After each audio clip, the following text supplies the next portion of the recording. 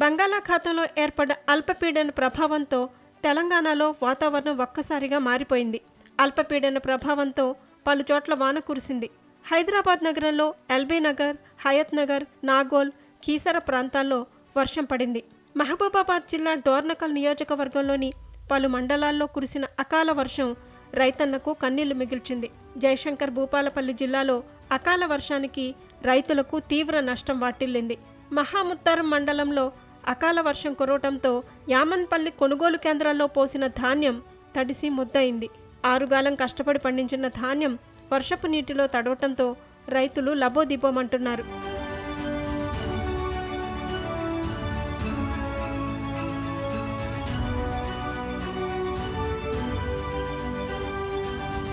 ఖమ్మం జిల్లా వైరా, కొనిజర్ల, ఏన్కూరు మండలాల్లో మోస్తరు వర్షం కురిసింది.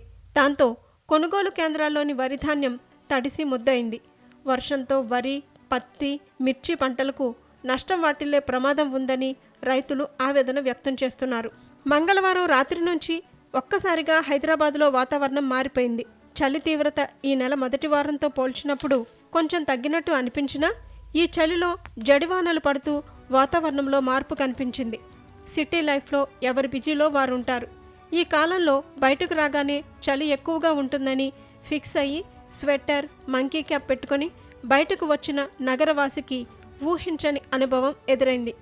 కొంచెం చలి, అదే సమయంలో చల్లటి జడివానలు నగరవాసిని పలకరించాయి.